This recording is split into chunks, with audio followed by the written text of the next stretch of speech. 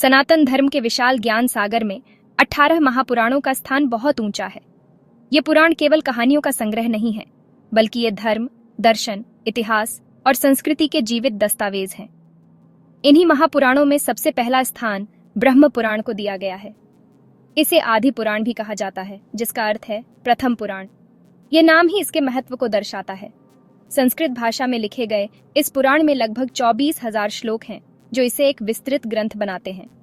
इसकी रचना बहुत ही सरल और सहज भाषा में की गई है, ताकि आम लोग भी इसके गहरे ज्ञान को समझ सकें। यह हमें बताता है कि ज्ञान केवल कुछ लोगों के लिए नहीं, बल्कि सबके लिए है। ब्रह्म पुराण की संरचना भी बहुत रोचक है। यह 2 मुख्य भागों में बंटा हुआ है, पूर्व भाग और उत्तर भाग। पूर्व भाग में सृष्टि की उत्पत्ति, मनु की कहानी, देवताओं और असुरों का वर्णन और सूर्य तथा चंद्र वंशों का इतिहास बताया गया है। यह भाग हमें समझाता है कि हमारा अस्तित्व कहां से आया और हमारे पूर्वज कौन थे। वहीं उत्तर भाग में मुख्य रूप से उड़ीसा के पवित्र तीर्थ स्थलों का वर्णन है, विशेषकर कोणार्क और पुरी का। यह हमें बताता है कि भूगोल और आध्यात्मिकता कैसे एक दूसरे से जुड़े हुए हैं। इस तरह पुराण हमें ब्रह्मांड की उत्पत्ति से लेकर धरती पर मौजूद पवित्र स्थानों तक की यात्रा कराता है, और यह यात्रा केवल बाहरी नहीं बल्कि आंतरिक भी है। इसे ब्रह्म पुराण क्यों कहा जाता है? इसका कारण सीधा और सरल है, क्योंकि इसे स्वयं सृष्टि के रचयिता भगवान ब्रह्मा ने ऋषि मरीचि को सुनाया था। यह ज्ञान की एक ऐसी धारा है जो सीधे सृष्टि के स्रोत से निकली है। जब हम इस पुराण को पढ़ते हैं तो हम केवल एक किताब नहीं पढ़ रहे होते, बल्कि हम उस दिव्य ज्ञान से जुड़ रहे होते हैं जो स्वयं ब्रह्मा ने दिया था। इसका उद्देश्य किसी एक देवता को सर्वोच्च बताना नहीं है, बल्कि यह दिखाना है कि कैसे सभी देवी देवता एक ही ब्रह्मांडीय व्यवस्था का हिस्सा हैं। यह हमें सिखाता है कि अनेकता में भी एकता छिपी हुई है, जो आज के समाज के लिए एक बहुत बड़ी सीख है। यह पुराण हमें समय की चक्रीय अवधारणा से भी परिचित कराता है। यहाँ समय सीधा नहीं चलता, बल्कि एक चक्र में घूमता है, सृष्टि, पालन और संहार, और फिर से नई सृष्टि। यह विचार हमें सिखाता है कि अंत हमेशा एक नई शुरुआत का संकेत होता है। जीवन में आने वाले उतार चढ़ाव भी इसी चक्र का हिस्सा है। जब हम इस सत्य को समझ जाते हैं तो हम सुख और दुख दोनों को संभाव से स्वीकार करना सीख जाते हैं। ब्रह्म पुराण हमें केवल अतीत की कहानियां नहीं सुनाता, बल्कि यह हमें वर्तमान में जीने और भविष्य को बेहतर बनाने की कला भी सिखाता है। ये एक दर्पण की तरह है जिसमें हम अपने जीवन का प्रतिबिंब देख सकते हैं। हर कहानी का एक कहानीकार होता है। ब्रह्म पुराण की कहानी के पीछे भी एक महान कहानीकार है, महर्षि वेद व्यास। उन्हें हिंदू धर्म के सबसे महत्वपूर्ण ग्रंथों का संकलन करता माना जाता है। कहा जाता है कि उन्होंने ही महाभारत की रचना की और वेदों को 4 भागों में बांटा। पुराणों को सरल और रोचक कहानियों के रूप में प्रस्तुत करने का श्रेय भी उन्हीं को दिया जाता है, ताकि वेदों का गहरा ज्ञान आम लोगों तक पहुंच सके। वेद व्यास केवल एक लेखक नहीं थे, बल्कि वे एक दूरदर्शी थे जिन्होंने ज्ञान को समय की सीमाओं से परे ले जाने का काम किया। उन्होंने इस ज्ञान को एक ऐसी श्रृंखला में पिरोया जो पीढ़ी दर पीढ़ी चलती रहे। इस पुराण की ज्ञान परंपरा बहुत ही सुंदर है। इसकी मूल कथा भगवान ब्रह्मा ने अपने मानस पुत्र ऋषि मरीचि को सुनाई थी। ब्रह्मा सृष्टि के रचयिता हैं, इसलिए उनसे निकला ज्ञान सृष्टि के रहस्यों से भरा है।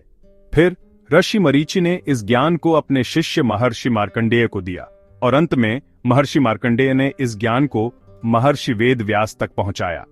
वेद व्यास ने इसे व्यवस्थित करके एक ग्रंथ का रूप दिया। बाद में इस कहानी को नैमिषारण्य के पवित्र वन में ऋषियों की एक सभा में सूत लोमहर्षण ने सुनाया। ये परंपरा दिखाती है कि ज्ञान अकेले रखने के लिए नहीं, बल्कि बांटने के लिए होता है। गुरु शिष्य परंपरा से ही ज्ञान जीवित रहता है। ब्रह्म पुराण की रचना किसी एक समय में नहीं हुई। यह एक जीवित ग्रंथ है जो सदियों तक विकसित होता रहा। विद्वानों का मानना है कि इसका मूल स्वरूप लगभग 4वीं शताब्दी ईस्वी में बना होगा, लेकिन समय के साथ इसमें नए अध्याय और कहानियां जुड़ती गईं।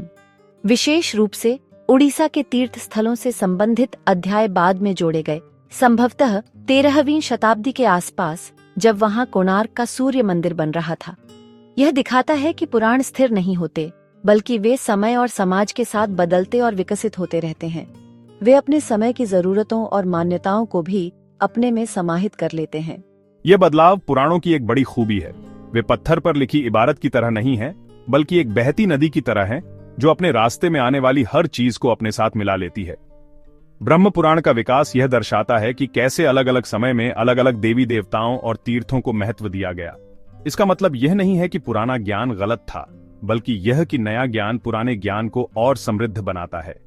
यह हमें सिखाता है कि हमें भी अपने विचारों और विश्वासों में लचीला होना चाहिए और नए विचारों को अपनाने के लिए हमेशा तैयार रहना चाहिए। जीवन भी तो इसी तरह विकसित होता है। ब्रह्म पुराण की शुरुआत सृष्टि के सबसे बड़े सवाल से होती है, यह दुनिया कैसे बनी। पुराण बताता है कि शुरुआत में कुछ भी नहीं था, केवल अंधकार और जल था। उस अनंत जल में भगवान विष्णु शेषनाग की शैया पर योग निद्रा में लीन थे। जब सृष्टि का समय आया तो उनकी नाभि से एक कमल का फूल खिला। उसी कमल पर सृष्टि के रचयिता भगवान ब्रह्मा प्रकट हुए। जब ब्रह्मा ने अपनी आंखें खोली तो उन्होंने चारों ओर केवल जल ही जल देखा। वे समझ नहीं पाए कि वे कौन हैं और उन्हें क्या करना है। यह कहानी हमें बताती है कि हर शुरुआत में एक अनिश्चितता होती है, एक अज्ञान होता है। अपनी उत्पत्ति को जानने के लिए ब्रह्मा उस कमल की डंडी के सहारे नीचे उतरने लगे, लेकिन उन्हें उसका कोई अंत नहीं मिला। थक कर वे वापस लौट आए। तब एक आकाशवाणी हुई, तप करो। ब्रह्मा ने हजारों वर्षों तक तपस्या की। इस तपस्या से उन्हें ज्ञान और शक्ति प्राप्त हुई। तब उन्होंने अपनी मानसिक शक्ति से सप्तर्षियों, 7 महान ऋषियों और प्रजापतियों को उत्पन्न किया, जिन्होंने आगे चलकर सृष्टि के निर्माण में उनकी सहायता की। यह हमें सिखाता है कि किसी भी महान कार्य को करने से पहले आत्म अनुशासन और तपस्या बहुत जरूरी है। ज्ञान और शक्ति बाहर से नहीं, बल्कि भीतर से आती है। इसके बाद ब्रह्मा ने अपने शरीर को 2 भागों में विभाजित किया। एक भाग से स्वयंभू मनु, प्रथम पुरुष, और दूसरे भाग से शतरूपा, प्रथम स्त्री का जन्म हुआ। इन्हीं दोनों से मानव जाति का विकास हुआ। पुराण में सूर्य वंश और चंद्र वंश की विस्तृत वंशावलियां दी गई हैं, जिनमें भगवान राम और पांडवों जैसे महान राजाओं का वर्णन है। यह हमें हमारे वंश और इतिहास से जोड़ता है। यह बताता है कि हम सब एक ही मूल से आए हैं। यह वंश वृक्ष हमें यह भी याद दिलाता है कि हमारे कर्म हमारे आने वाली पीढ़ियों को भी प्रभावित करते हैं। ब्रह्म पुराण में ब्रह्मांड की संरचना का भी वर्णन है। इसके अनुसार 14 लोक हैं, 7 ऊपरी लोक स्वर्ग आदि और 7 निचले लोक पाताल आदि। पृथ्वी, जिसे भूलोक कहा जाता है, बीच में स्थित है। यह ब्रह्मांड विज्ञान केवल एक भौतिक नक्शा नहीं है, बल्कि यह चेतना के विभिन्न स्तरों का प्रतीक है। जैसे जैसे हम आध्यात्मिक रूप से उन्नति करते हैं, हम चेतना के उच्च लोकों की ओर बढ़ते हैं। यह हमें सिखाता है कि ब्रह्मांड केवल बाहर नहीं है, बल्कि हमारे भीतर भी है। हमारी अपनी चेतना में ही स्वर्ग और नरक दोनों मौजूद हैं, और हम अपने कर्मों से चुनते हैं कि हमें कहां रहना है। ब्रह्म पुराण केवल सृष्टि की सूखी कहानियों का संग्रह नहीं है, बल्कि यह देवी देवताओं की रंगीन और मनोरंजक लीलाओं से भरा हुआ है।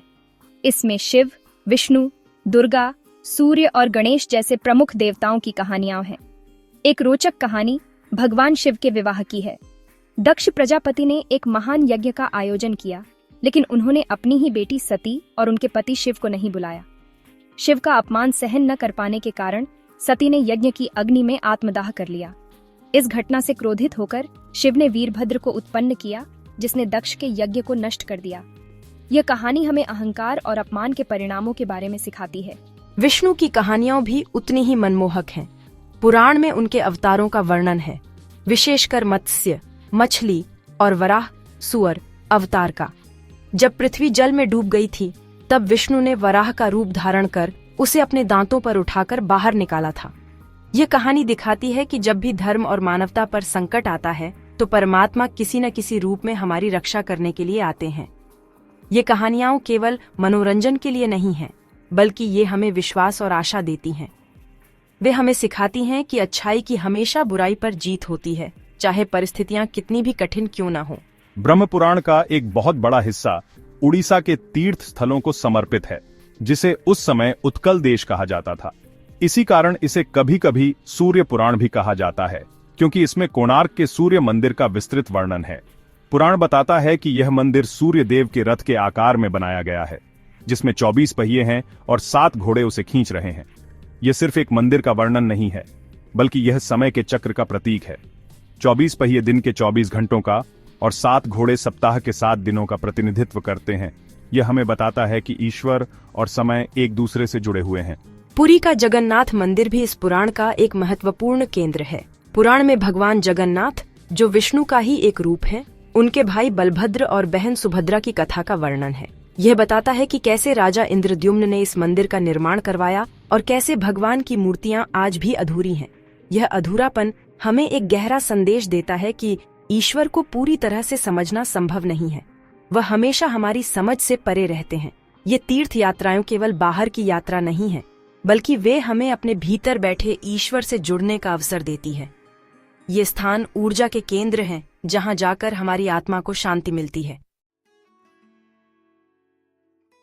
ब्रह्म पुराण केवल कहानियों और तीर्थों का ग्रंथ नहीं है, बल्कि यह जीवन जीने की कला भी सिखाता है। इसमें धर्म की अवधारणा को बहुत गहराई से समझाया गया है। यहां धर्म का मतलब केवल पूजा पाठ या कर्मकांड नहीं है, बल्कि इसका अर्थ है कर्तव्य और सही आचरण। पुराण बताता है कि हर व्यक्ति का समाज, परिवार और स्वयं के प्रति एक धर्म होता है। एक राजा का धर्म प्रजा की रक्षा करना है, एक पिता का धर्म अपने बच्चों का पालन पोषण करना है और एक व्यक्ति का धर्म सत्य और अहिंसा के मार्ग पर चलना है। जब हर कोई अपने धर्म का पालन करता है तो समाज में संतुलन और सद्भाव बना रहता है। पुराण हमें योग के मार्ग पर चलने के लिए भी प्रेरित करता है। यहां योग का मतलब केवल शारीरिक व्यायाम या आसन नहीं है, बल्कि इसका गहरा अर्थ है जुड़ना, अपनी आत्मा को परमात्मा से जोड़ना। ब्रह्म पुराण में ज्ञान योग, कर्म योग और भक्ति योग तीनों का उल्लेख मिलता है। ज्ञान योग हमें विवेक और ज्ञान के माध्यम से सत्य तक पहुंचने का रास्ता दिखाता है। कर्म योग हमें सिखाता है कि हम अपने सभी कार्यों को बिना किसी फल की इच्छा के ईश्वर को समर्पित करके करें। और भक्ति योग हमें प्रेम और समर्पण के माध्यम से ईश्वर से जुड़ना सिखाता है। यह हमें बताता है कि मोक्ष पाने का कोई एक ही रास्ता नहीं है। हर व्यक्ति अपनी प्रकृति के अनुसार अपना मार्ग चुन सकता है। इसमें श्राद्ध और तर्पण जैसे संस्कारों का भी महत्व बताया गया है। श्राद्ध एक ऐसा संस्कार है जिसमें लोग अपने पूर्वजों को सम्मान और आभार व्यक्त करते हैं। पुराण कहता है कि हमारे पूर्वज पितृलोक में रहते हैं और श्राद्ध के माध्यम से हम उन तक भोजन और जल पहुंचा सकते हैं। यह केवल एक अंधविश्वास नहीं है, बल्कि यह हमें अपनी जड़ों से जोड़े रखने का एक तरीका है। यह हमें याद दिलाता है कि हमारा अस्तित्व हमारे पूर्वजों के कारण है और हमें उनके प्रति कृतज्ञ होना चाहिए। यह परंपरा परिवार और वंश के महत्व पर जोर देती है, जो आज के एकल परिवारों के युग में और भी प्रासंगिक हो गई है। आध्यात्मिक उन्नति के लिए पुराण में विभिन्न व्रतों और अनुष्ठानों का भी वर्णन है। ये व्रत हमें आत्मनियंत्रण और अनुशासन सिखाते हैं। जब हम उपवास रखते हैं या किसी नियम का पालन करते हैं, तो हम अपनी इंद्रियों को नियंत्रित करना सीखते हैं। यह हमें दिखाता है कि सच्ची स्वतंत्रता इंद्रियों की मनमानी करने में नहीं, बल्कि उन्हें अपने वश में रखने में है। ये सभी आध्यात्मिक अभ्यास, धर्म का पालन, योग का अभ्यास और व्रतों का अनुष्ठान हमें एक बेहतर इंसान बनाने के लिए है। वे हमें सिखाते हैं कि कैसे हम भौतिक दुनिया में रहते हुए भी एक आध्यात्मिक और सार्थक जीवन जी सकते हैं। ब्रह्म पुराण हजारों साल पहले लिखा गया हो सकता है, लेकिन इसकी शिक्षाएं आज भी उतनी ही प्रासंगिक हैं। इसकी सबसे पहली और महत्वपूर्ण सीख है आत्म अनुशासन। आज की भागदौड़ भरी जिंदगी में जहां हमारा ध्यान हर पल भटकता रहता है, आत्मनियंत्रण की कला बहुत जरूरी है।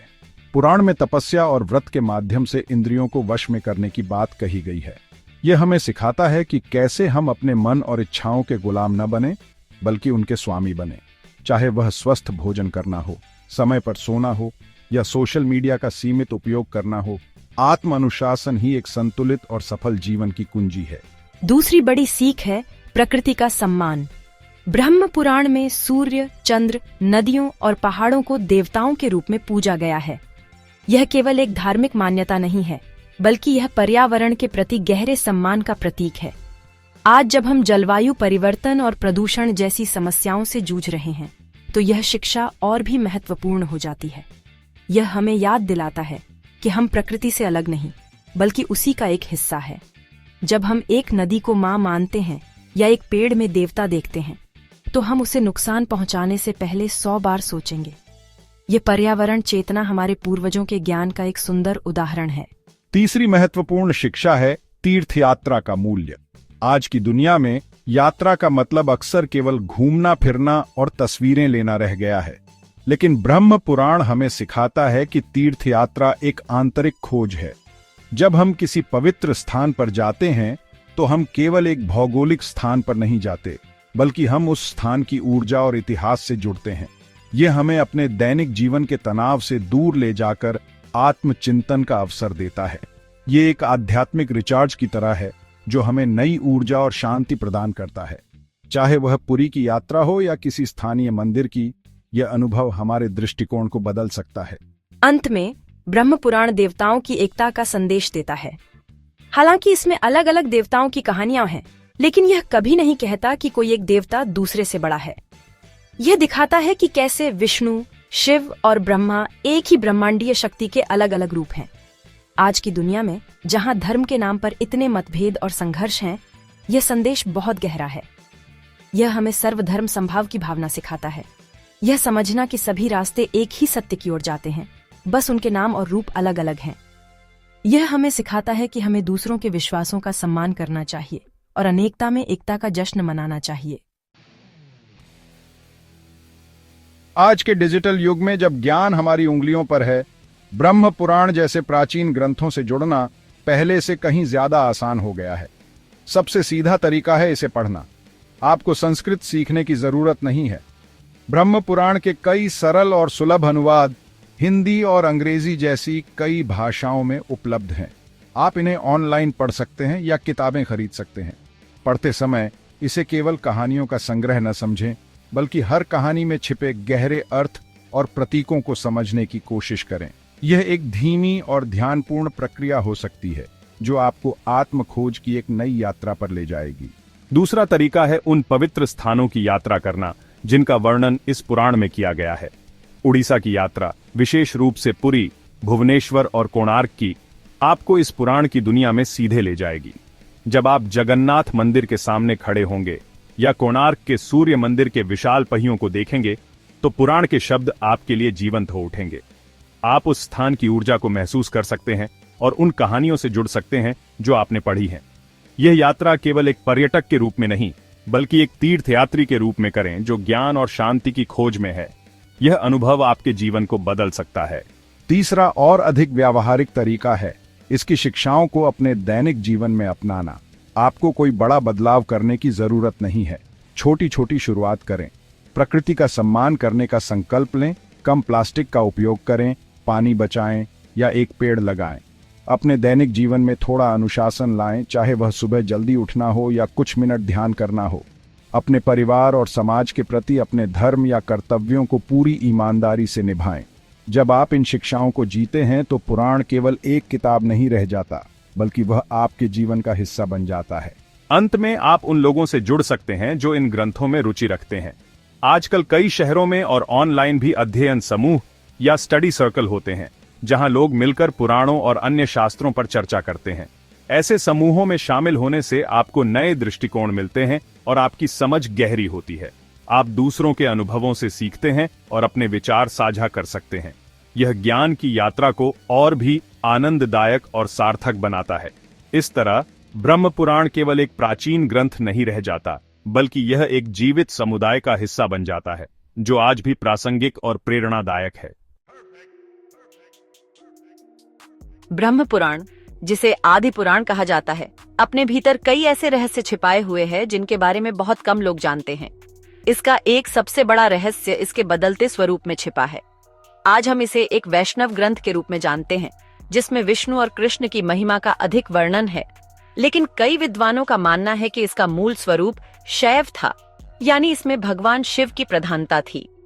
समय के साथ जब वैष्णव परंपरा का प्रभाव बढ़ा तो इसमें विष्णु से संबंधित कथाओं को अधिक प्रमुखता से जोड़ा गया। यह दिखाता है कि पुराण कैसे सामाजिक और धार्मिक परिवर्तनों को दर्शाते हैं।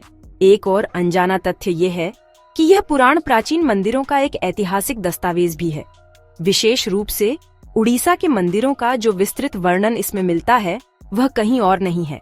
कोणार्क के सूर्य मंदिर का वर्णन इतना सजीव है कि ऐसा लगता है जैसे लेखक ने उसे अपनी आंखों से देखकर लिखा हो। यह हमें उस समय की वास्तुकला, मूर्तिकला और धार्मिक मान्यताओं के बारे में बहुमूल्य जानकारी देता है। यह सिर्फ एक धार्मिक ग्रंथ नहीं, बल्कि एक ऐतिहासिक और पुरातात्विक खजाना भी है जो हमें हमारे अतीत की भव्यता से परिचित कराता है। अक्सर लोग सोचते हैं कि ब्रह्म पुराण का नाम ब्रह्मा पर है तो इसमें केवल ब्रह्मा की ही कहानियां होंगी, लेकिन आश्चर्य की बात यह है कि इस पुराण में ब्रह्मा की भूमिका सृष्टि की रचना के बाद काफी सीमित हो जाती है। इसके बजाय यह विष्णु और शिव की लीलाओं पर अधिक ध्यान केंद्रित करता है। यह एक गहरा दार्शनिक संदेश देता है। रचयिता का काम रचना करना है, लेकिन एक बार रचना हो जाने के बाद पालन और परिवर्तन की शक्तियां विष्णु और शिव अधिक सक्रिय हो जाती हैं। यह हमें सिखाता है कि किसी भी चीज को शुरू करने से ज्यादा महत्वपूर्ण उसे बनाए रखना और समय के साथ बदलना होता है। इस पुराण में छिपा एक और रहस्य है, खगोलीय ज्ञान। सूर्य और चंद्र वंशों का वर्णन, सूर्य की गति और नक्षत्रों का उल्लेख केवल कहानियों नहीं है, बल्कि इनमें प्राचीन भारतीय खगोल विज्ञान का गहरा ज्ञान छिपा है। कोणार्क मंदिर के 24 पहिए जो राशि चक्र और समय की गणना का प्रतिनिधित्व करते हैं, इसका सबसे बड़ा प्रमाण है। हमारे पूर्वज केवल आध्यात्मिक रूप से ही नहीं, बल्कि वैज्ञानिक रूप से भी बहुत उन्नत थे। उन्होंने ब्रह्मांड के रहस्यों को धर्म और कहानी के माध्यम से समझाया, ताकि वह ज्ञान पीढ़ी दर पीढ़ी आसानी से पहुंच सके। यह विज्ञान और आध्यात्मिकता का एक सुंदर संगम है। ब्रह्म पुराण की सभी कहानियों, तीर्थों और शिक्षाओं का सार एक बहुत ही गहरे और शक्तिशाली विचार में छिपा है। सृष्टि हमारे भीतर है। पुराण की शुरुआत ब्रह्मा की कहानी से होती है, जो कमल पर अकेले प्रकट होते हैं और अपनी पहचान खोजते हैं। यह कहानी हर इंसान की कहानी है। हम सब इस दुनिया में आते हैं और खुद से पूछते हैं, मैं कौन हूं, मेरा उद्देश्य क्या है। ब्रह्मा की तरह हमें भी इस सवाल का जवाब बाहर नहीं मिलता। उन्हें जवाब तपस्या से, यानी अपने भीतर झांकने से मिलता है। यह हमें सिखाता है कि आत्मज्ञान की यात्रा एक आंतरिक यात्रा है। पुराण हमें बताता है कि ब्रह्मा ने अपनी मानसिक शक्ति से सृष्टि की रचना की। यह एक बहुत बड़ा मनोवैज्ञानिक सत्य है। हमारी दुनिया का निर्माण भी हमारे विचारों से होता है। जैसा हम सोचते हैं वैसा ही हमारा जीवन बन जाता है। अगर हमारे विचार सकारात्मक, रचनात्मक और प्रेम से भरे हैं तो हम अपने लिए एक स्वर्ग का निर्माण करते हैं। लेकिन अगर हमारे विचार नकारात्मक, विनाशकारी और घृणा से भरे हैं तो हम अपने लिए एक नरक बना लेते हैं। हमारी वास्तविकता हमारे मन का प्रतिबिंब है। यह शिक्षा आज के युग में बहुत महत्वपूर्ण है, जहां मानसिक स्वास्थ्य एक बड़ी चुनौती है। ब्रह्म पुराण में वर्णित देवी देवता भी बाहरी शक्तियां नहीं हैं, बल्कि वे हमारे भीतर मौजूद गुणों के प्रतीक हैं। विष्णु हमारे भीतर की पालन पोषण करने वाली शक्ति है। शिव हमारे भीतर की परिवर्तन और वैराग्य की शक्ति है, और देवी दुर्गा हमारे भीतर की साहस और सुरक्षा की शक्ति है। जब हम इन देवताओं की पूजा करते हैं तो हम वास्तव में अपने भीतर इन गुणों को जागृत कर रहे होते हैं। यह हमें सिखाता है कि हमें शक्ति और समाधान के लिए बाहर देखने की जरूरत नहीं है। सभी शक्तियां हमारे भीतर ही मौजूद हैं, बस हमें उन्हें पहचानने और विकसित करने की जरूरत है। अंततः ब्रह्म पुराण हमें यह याद दिलाता है कि हम केवल इस भौतिक शरीर तक सीमित नहीं हैं। हम उस अनंत चेतना का हिस्सा हैं जिसने इस पूरे ब्रह्मांड की रचना की है। जैसे एक बूंद सागर से अलग नहीं होती, वैसे ही हम भी उस परमात्मा से अलग नहीं हैं। जब हम इस एकता को महसूस कर लेते हैं तो हमारे सभी भय, असुरक्षा और अहंकार समाप्त हो जाते हैं। हम ये समझ जाते हैं कि पूरी सृष्टि एक ही परिवार है। यही अहम ब्रह्मास्मि, मैं ही ब्रह्म हूं का सच्चा अर्थ है। ब्रह्म पुराण की यह अंतिम शिक्षा हमें भौतिकता से उठाकर आध्यात्मिकता की ऊंचाइयों पर ले जाती है और हमें हमारे सच्चे स्वरूप का ज्ञान कराती है।